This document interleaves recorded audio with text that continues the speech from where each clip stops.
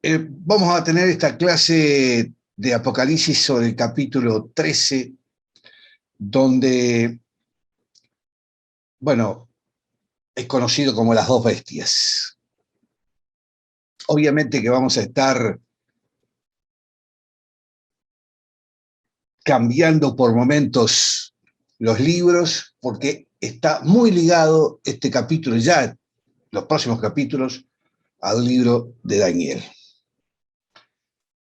Y como decía, en esta ocasión entramos a conocer dos personajes que forman parte de la Trinidad diabólica, personajes que harán una labor importante con respecto a la tarea que Satanás se propondrá para el tiempo del fin. Ya Satanás se ha dado cuenta que no podrá bajo ningún concepto exterminar al pueblo de Dios. Por tanto, ahora tratará de buscar la forma de traer la mayor tribulación posible de tal manera que el pueblo niegue a Dios. Es bueno recordar lo que dijo el Señor Jesucristo en Mateo 24, versículos 21 y 22, con respecto a este periodo y los elegidos. Porque habrá entonces gran tribulación, cual no la ha habido desde el principio del mundo, ni la habrá. Y si aquellos días no fuesen acordados, dice, nadie sería salvo, mas por causa de los escogidos aquellos días serán acortados, siendo Satanás, como sabemos, un verdadero imitador de Dios, también ha querido imitar a la Divina Trinidad, ya que con estos personajes, primero el anticristo, luego el falso profeta, y con él mismo completará la Trinidad infernal. Él buscará la adoración de los habitantes de la tierra, por supuesto, los que no están inscritos en el libro de la vida, como dice en el versículo 8 de este capítulo. Y lo adorarán todos los moradores de la tierra cuyos nombres no estaban entonces en ese libro de la vida del Cordero que fue inmolado. Y en esta misma porción de este libro se nos enseña que los que pretendan permanecer firmes al Señor tendrán graves problemas, pues el falso profeta se encargará de hacer sufrir, como se va a ver en este capítulo, los versículos 16 y 17. Cuando dice en 13 y 16, y hacía que a todos pequeños y grandes, ricos y pobres, libres y esclavos, se le pusiese una marca en la mano derecha o en la frente. Y en el 17 dice, y como ninguno pudiese comprar ni vender, sino que tuviese la marca o el nombre de la bestia o el número de su nombre. Hemos visto entonces, en esta introducción, que el panorama profético se pinta con grandes dificultades en el momento en que estos dos personajes diabólicos, poseídos por Satanás mismo, comiencen su actividad buscando su gloria y evitando que el mundo reciba a nuestro Señor Jesucristo en toda su gloria. Este dragón es definido como la serpiente antigua, el diablo, Satanás, en fin. Es representado por un gran dragón escarlata. Y de él ya se había hablado en pasajes como Génesis, en Génesis 3, versículo 1, en el 14, en el 15, en el 16, en el 13, como serpiente que engaña a los moradores de la tierra, como diablo calumnia a los hijos de Dios y los acusa día y noche, y como Satanás es enemigo de todos los creyentes y se opone a todo lo que viene de la boca de Dios. Este dragón tiene como propósito, decíamos, evitar el triunfo del Señor Jesucristo cuando venga a establecer su reino sobre la tierra. Él no se ha convencido de que su juicio ya ha llegado y que no hay lugar para él en donde Dios habita, y que además que Dios lo venció a través de Jesucristo en la cruz. Este personaje es el que tendrá siempre el control sobre esta trilogía satánica, y es el que dará su poder y fuerza al anticristo y al falso profeta, que vendrán a tratar de exterminar a los hombres de la tierra y a buscar que los creyentes nieguen al Señor, como decíamos. Y bueno, vamos a ver, la primera bestia viene al mundo para tratar de suplantar al Hijo de Dios. Esta bestia es, como decíamos, la segunda persona de esta Trinidad satánica, y como tal tratará de hacer creer que dará su vida por los que buscará que le adoren. Esta bestia es claramente el anticristo, porque estará todo el tiempo en contra de nuestro Señor Jesucristo. Esta bestia, cual león, cual oso, cual leopardo, con 7 cabezas y 10 cuernos, así como 7 diademas en sus cabezas, hará oposición a Dios, como nos dice el capítulo 6.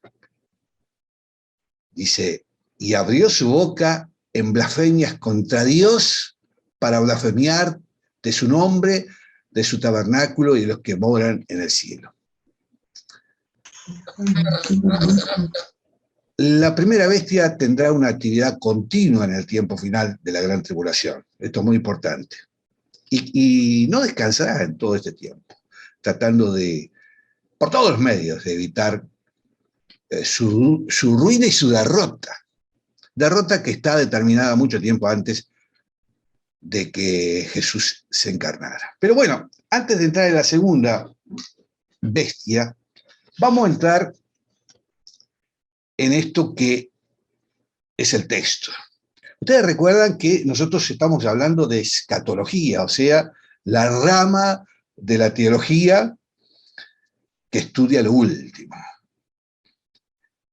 Y creo que es muy importante empezar a entender lo que en un tiempo atrás, cuando antes de comenzar con las clases del Apocalipsis, estuvimos haciendo una prédica y hablamos de este tema, porque este capítulo lo dimos hace mucho tiempo atrás.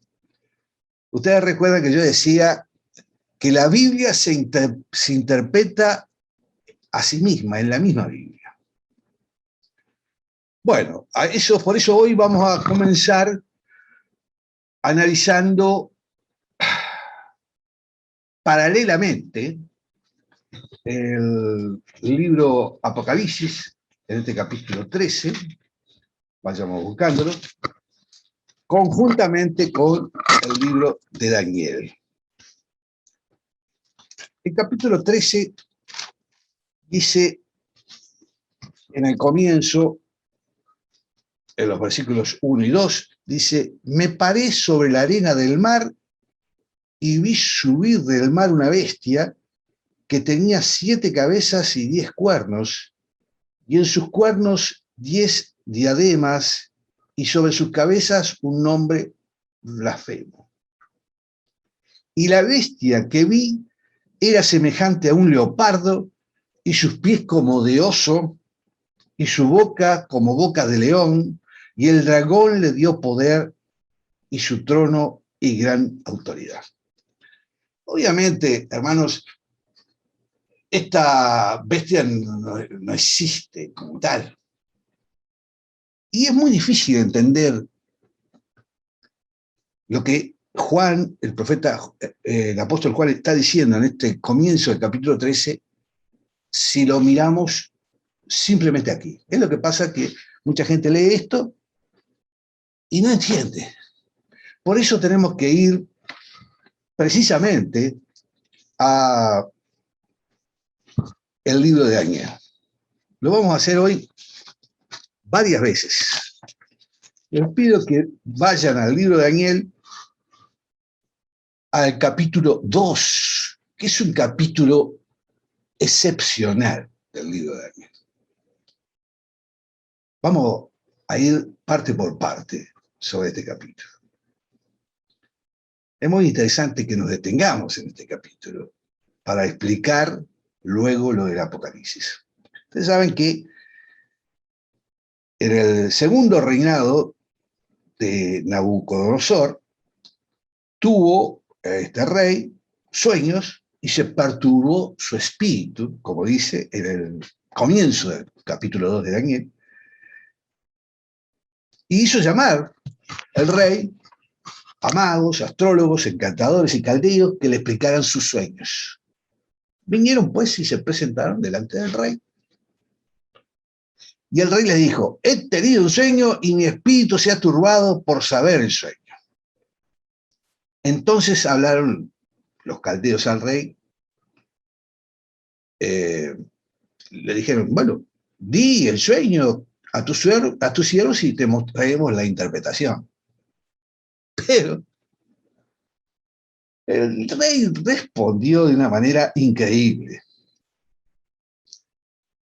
Dijo: el asunto lo olvidé, y si no me mostráis el sueño y su interpretación, seráis hechos pedazos y vuestras casas serán convertidas en muladares.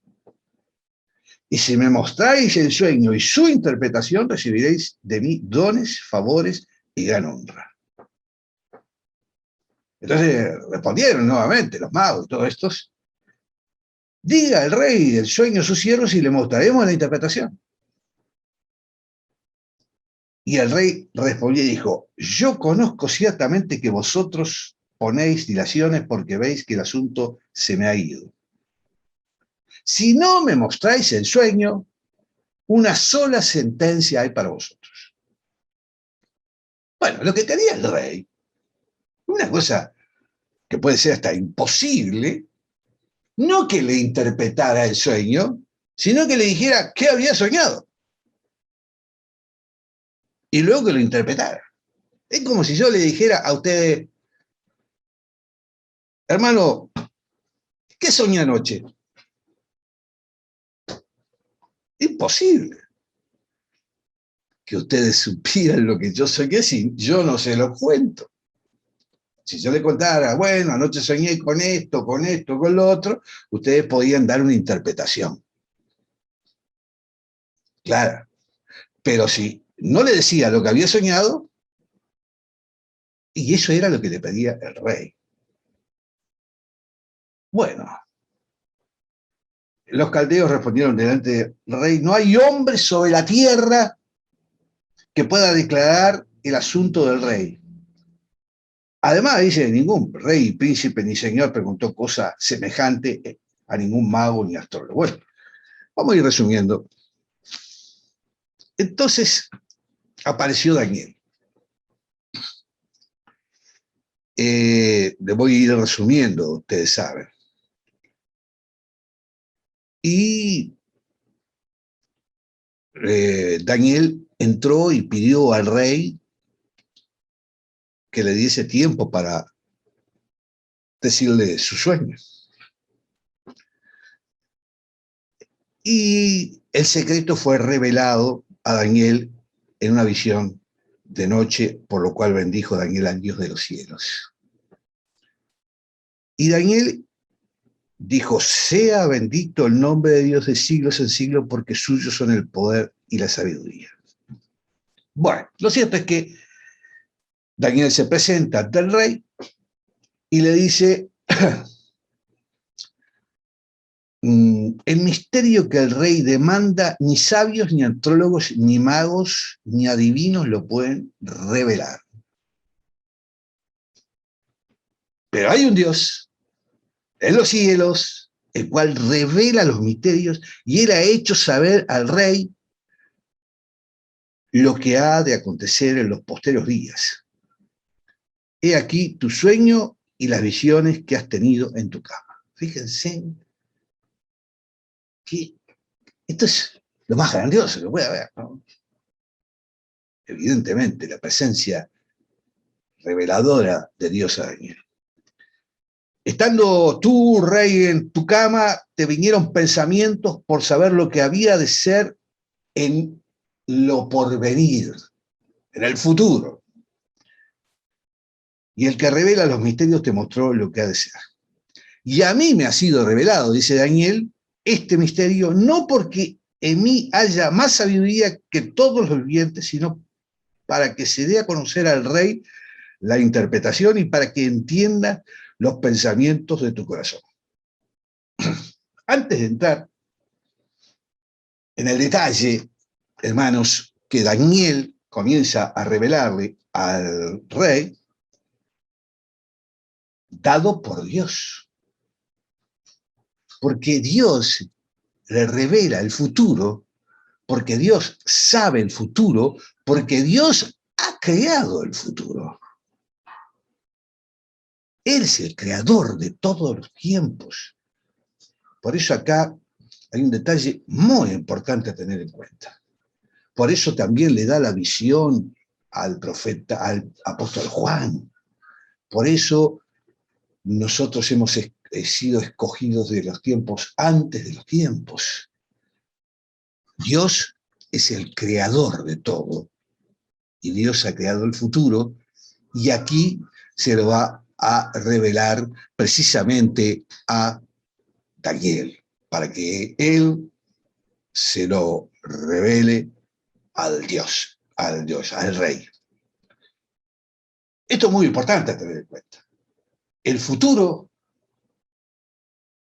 está predispuesto. Por eso nosotros hemos sido escogidos y predestinados. Este es un mensaje clarísimo que está aquí y en muchas partes de la Biblia.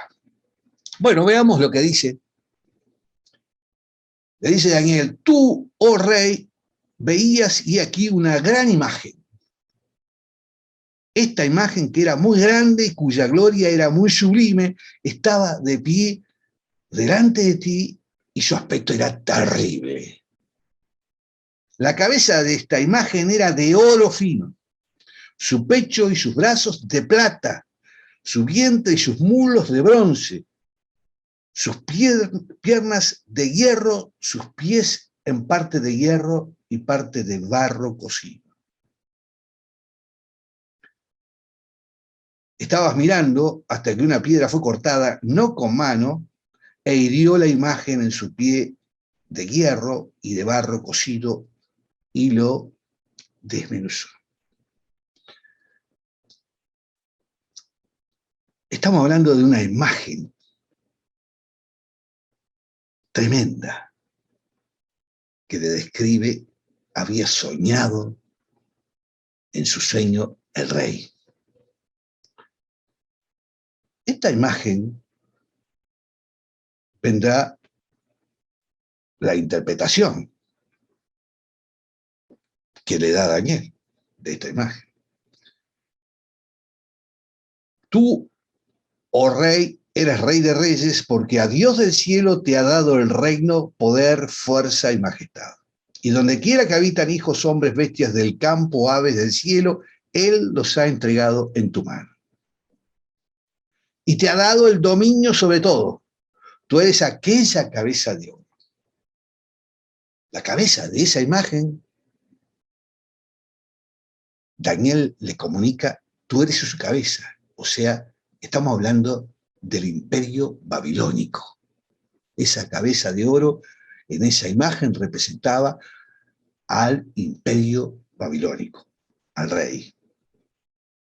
Pero dice, y después de ti se levantará otro reino inferior al tuyo, y luego un tercer reino de bronce, el cual dominará sobre toda la tierra. Y el cuarto reino será fuerte como hierro, y como hierro desmenuza y rompe todas las cosas, desmenuzará y quebrantará todo. Y lo que viste de los pies y los dedos de parte de barro cocido de alfarero y de parte de hierro será un reino dividido, mas habrá en él algo de la fuerza del hierro, así como viste el hierro mezclado con el barro cocido.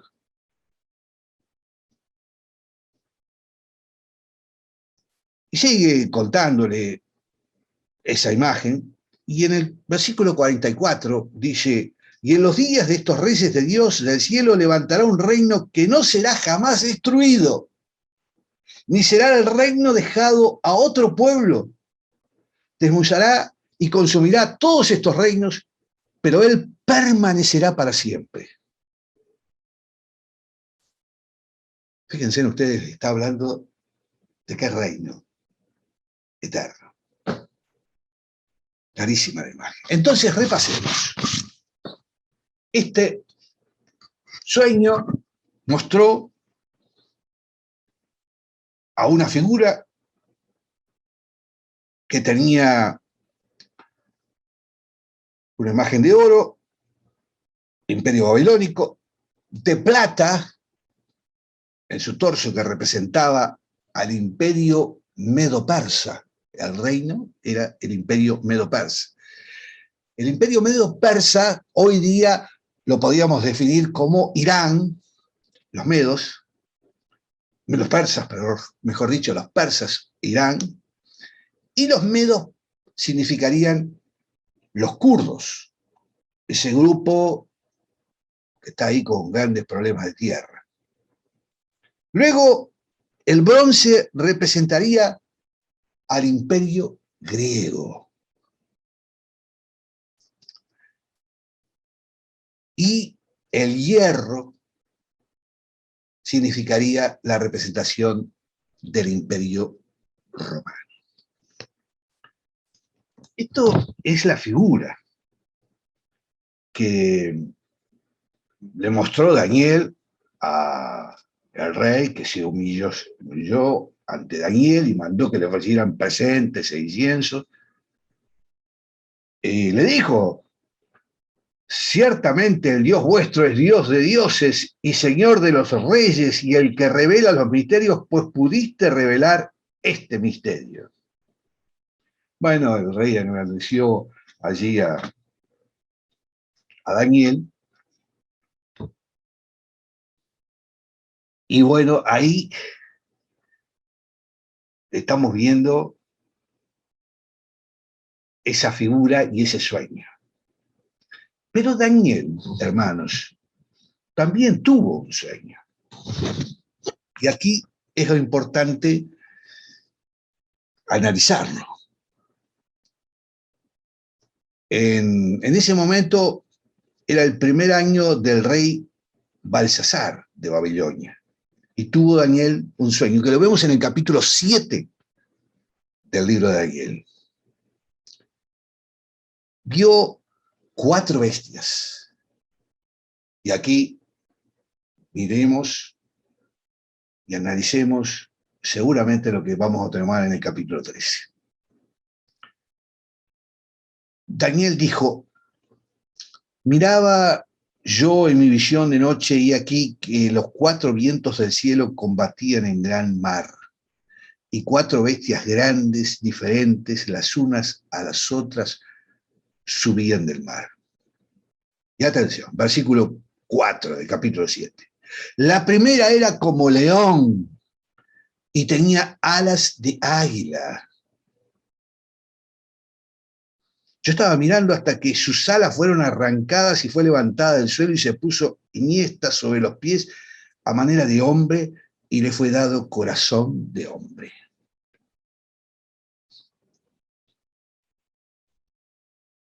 Y he aquí que la segunda bestia, semejante a un oso, la cual se alzaba de un costado más que del otro y tenía en su boca 3 costillas entre los dientes, y le fue dicho así: levántate, devora a mucha gente. Después de esto miré y aquí otra semejante a un leopardo, con 4 alas de ave en su espalda. Tenía también esta bestia 4 cabezas y le fue dado dominio.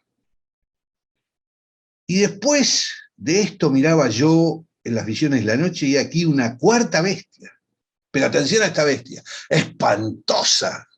Ya no es solamente una bestia, sino que es espantosa, terrible y en gran manera fuerte, la cual tenía unos dientes grandes de hierro, devoraba, desmenuzaba y las sobras hollaba con sus pies y era muy diferente de todas las bestias que había visto antes. Ella tenía 10 cuernos.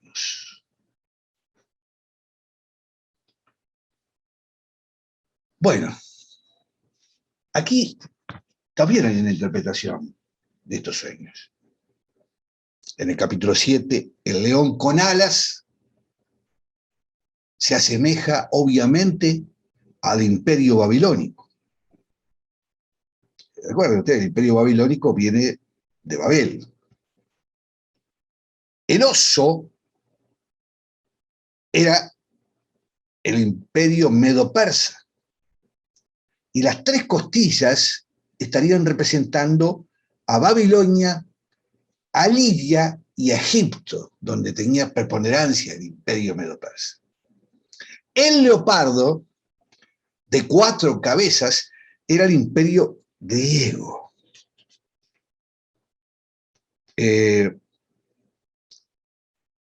Digamos, los cuernos representan a las naciones. Este imperio griego tuvo como gran representante a Alejandro Magno. Y cuando muere Alejandro Magno, este reino, este imperio griego, se divide en 4 partes, que tienen a 4 representantes, que son Lisimaco, Seleuco, que es el que actúa en la zona de Israel, Ptolomeo y Casandro. Y después tenemos la 4ª bestia, que es Roma. Ahí, con lo que estábamos leyendo, obviamente volvemos nuevamente al capítulo 13 de Apocalipsis. Nuevamente vamos al capítulo 13 y aquí, obviamente, tenemos un leopardo y sus pies como de oso, su boca como boca de león. Ahí vemos que tenía 7 cabezas y 10 cuernos. Obviamente, esta primera bestia nos estaba planteando el desarrollo ya de entrada en los primeros 2 capítulos de en los primeros 2 versículos de este capítulo 13. Ahora veamos la segunda bestia. La segunda bestia estamos calificándola como el falso profeta. Esta bestia será parecida a un cordero, pero hablaba como dragón. Esto lo dice en el versículo 11 del capítulo 13. Dice, después vi otra bestia que subía de la tierra y tenía 2 cuernos semejantes a los de un cordero, pero hablaba como un dragón.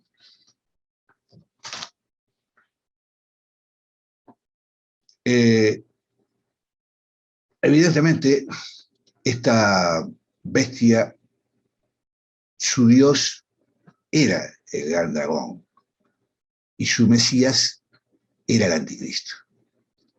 Las 3 actúan en armonía y cada uno estará subordinado al otro para hacerse parecer a la unidad de Dios. La segunda bestia viene a ser, en la Trinidad simbólica que estamos analizando, una especie de Espíritu Santo.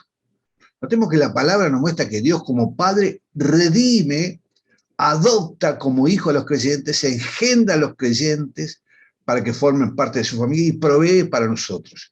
El Hijo, como es sabido, es entregado para redimir a la humanidad a través de su sangre y el Espíritu. Es el que viene luego con el propósito de que todos los creyentes rindan digamos, la adoración al Hijo y al Padre. La segunda bestia, como la tercera persona de esta Trinidad diabólica, tratará que los hombres de la tierra fijen su vista en el anticristo, el hijo de perdición.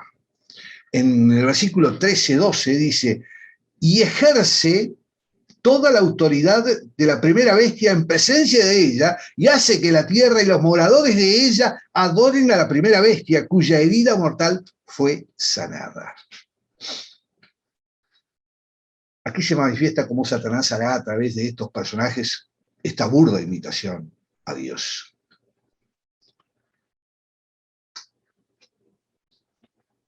Yo creo que acá el paralelismo es muy claro, ¿no? Y la revelación que tenemos en el Apocalipsis de estos tiempos en que se va a presentar el anticristo son fundamentales. El anticristo es el vértice político, digamos, del dragón.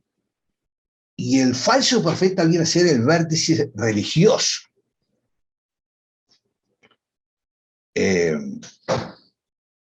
¿Cuál fue el origen del anticristo? Evidentemente Juan declara, como lo vimos en el versículo primero, dice, me paré sobre la arena del mar y vi subir del mar una bestia que tenía 7 cabezas y 10 cuernos, y en sus cuernos 10 diademas, y sobre sus cabezas un nombre falso.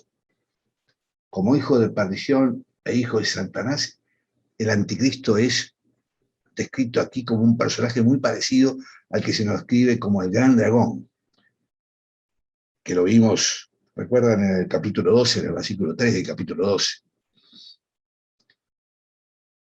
El mar, de donde surge, aquí es una representación de la humanidad no regenerada que está en tempestad, según ya nos mostraba Isaías en el capítulo 57 de Isaías, en el versículo 20-21, donde ya proféticamente se entiende así cuando dice, pero los impíos son como el mar en tempestad que no puede estarse quieto, y sus aguas arrojan cieno y lodo.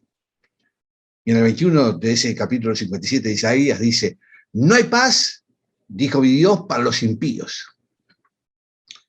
Bueno, entendemos entonces que el origen del anticristo será de dentro de la misma humanidad pecadora, de donde Satanás lo traerá. Él tendrá toda la autoridad que le confiere su Padre y todos los reinos de la tierra con los cuales hará alianza contra el Señor Jesucristo. Esto es muy importante tener en cuenta. Es la visión del anticristo. Acá está reflejada, acá está dicha en la palabra, en el Apocalipsis. Esta es la visión que Jesucristo le da al apóstol Juan. El anticristo, decíamos en el versículo 1, tiene las mismas características del dragón. Lo que esto indica es que tendrá la misma fuerza también de su progenitor. Las 7 cabezas son la representación de los reinos que en aquel tiempo formaban Egipto, Asiria, Babilonia, el Medo-Persa, Grecia y Roma, que le decíamos en el libro de Daniel. Y el reino representado por la confederación de 10 reyes, que aquí está simbolizado por los 10 cuernos, que tiene la bestia. Cada cabeza representa entonces el poderío mundial de Satanás que ha tenido a través de los tiempos en todo el mundo. Esto va en consonancia con la explicación del capítulo 17. En el 17:9 dice, esto para la mente que tenga sabiduría. Las 7 cabezas son 7 montes sobre los cuales se sienta la mujer. Y en el 17:10 dice, y son 7 reyes. 5 de ellos han caído, uno es y el otro aún no ha venido. Y cuando venga es necesario que dure breve tiempo. Notemos Notemos, hermanos, que las 4 bestias que representan Babilonia, Medo-Persia, Grecia, Roma, de Daniel 7:3, también salen del mar, como les habíamos visto en la lectura de Daniel. Dice en el 7:3, y 4 bestias grandes, diferentes las unas de las otras, subían del mar, y por esto decimos que el anticristo tendrá una autoridad terrenal máxima, cual no la ha tenido ningún rey sobre la tierra hasta entonces, y así lo expresa el texto en el versículo 3, el versículo 2 de este capítulo. Leámoslo, dice: y la bestia que vi era semejante a un leopardo, y sus pies como de oso, y su boca de león. Y el dragón le dio poder, y su trono, y gran autoridad. Acá. Apocalipsis 13, versículo 2. Despedazará a todo lo que se oponga a su paso. Decíamos que la primera bestia tiene 10 cuernos, como también los tiene la 4ª bestia que ve Daniel en su profecía, cuando dice, lo leímos hace poquito, en el capítulo 7, los versículos 23 y 24, dijo así: la 4ª bestia será un 4º reino de la tierra, el cual será diferente de todos los reinos, y a toda la tierra devorará, y trillará, y despedazará. Y en el 24 dice: y los 10 cuernos significan que de aquel reino se levantarán 10 reyes, y tras ellos se levantará otro, el cual será diferente de los primeros, y los 3 reyes derribará. Estos 10 cuernos representan un reino de coalición, formado por 10 reyes o gobernantes, podríamos decir ahora, de 10 naciones que darán poder al anticristo en el tiempo de la gran tribulación, donde con toda su fuerza y autoridad despedazará y devorará todo lo que se ponga a su paso. Aquí se indica claramente que en aquellos días el anticristo tendrá la osadía de destruir a los 3 principales reyes de esta confederación de naciones, y tomará el poder supremo entre ellos. Y hará que los demás se entreguen junto con estos 3 el poder y autoridad suprema para elegirse como un dictador sobre la tierra. Clarísimo es todo esto. Y actuará en pos de su propio reino y gloria. Según podemos ver en el capítulo 13, del 3 al 10, veamos el texto y veamos cómo va a actuar. Vamos a leerlo. El 13, del 3 al 10, dice: vi una de sus cabezas como herida de muerte, pero su herida mortal fue sanada, y se maravilló toda la tierra en pos de la bestia. Toda la tierra en pos de la bestia.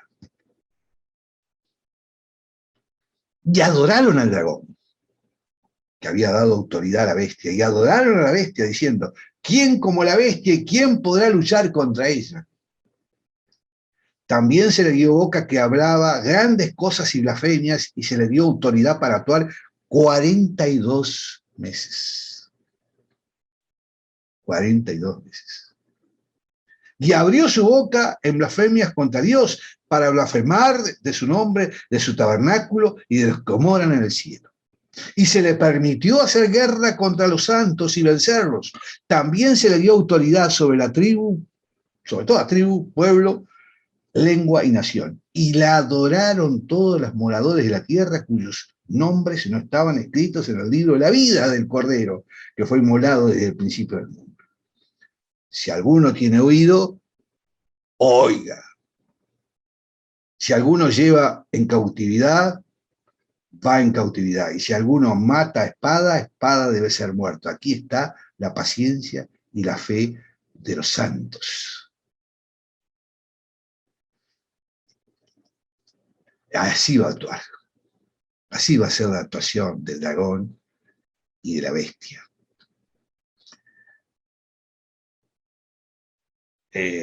además de todo esto, como decíamos, los moradores de la tierra que no estén inscritos en el libro de la vida del Cordero tendrán que adorarle.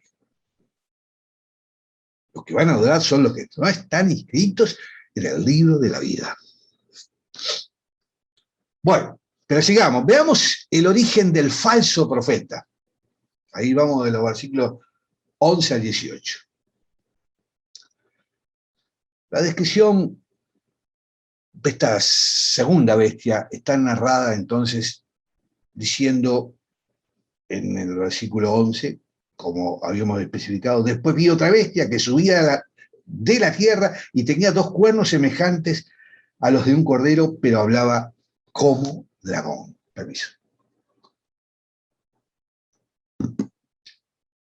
Y ejerce toda la autoridad de la primera bestia en presencia de ella y hace que la tierra y los moradores de ella adoren a la primera bestia, cuya herida mortal fue sanada.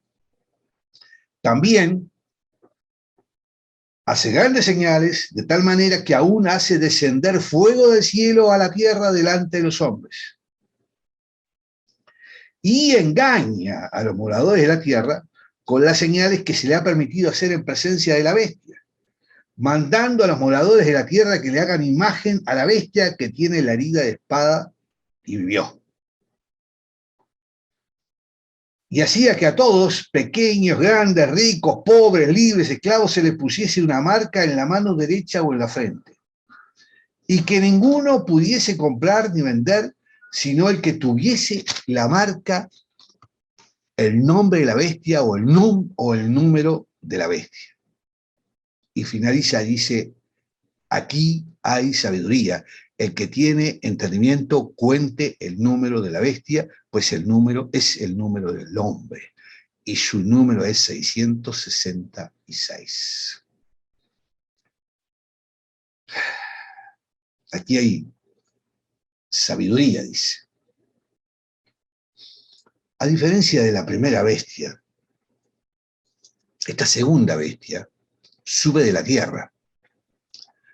Esta descripción tiene referencia hacia el poder judío y representa el sistema religioso falso de la tierra que llevará a los hombres a adorar a la primera bestia, ya que su apariencia es de un cordero indefenso hasta que abre su boca. Hasta que abre su boca. Esta bestia también ejerce la autoridad de la primera bestia.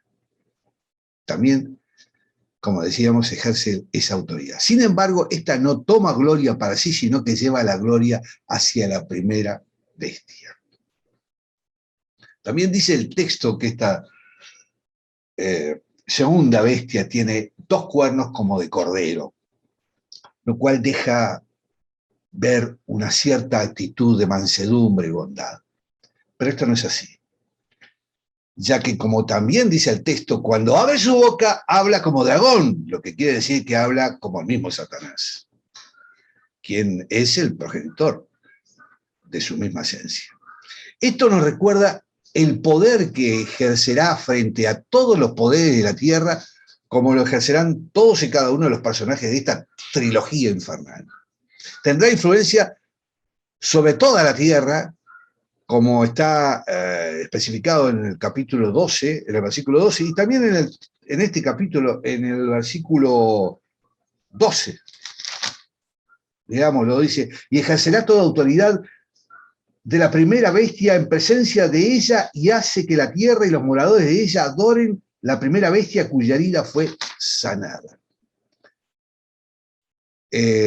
Evidentemente llevará a todos los hombres de la tierra a adorar al anticristo a través del engaño, con su astucia y falsa humildad de cordero. También busca la adoración del anticristo. Esta segunda bestia no tendrá otro mayor objetivo que la de tratar de lograr que todos los hombres de la tierra adoren al anticristo. Ella infundirá poder a la imagen del anticristo.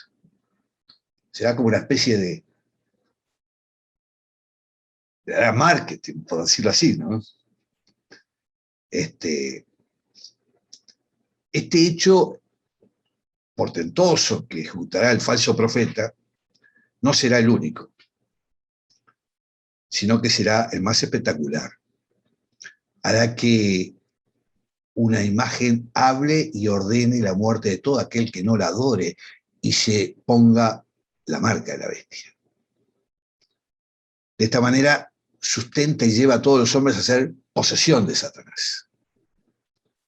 La labor del falso profeta estará centrada en buscar que nadie se pierda de las garras de Satanás.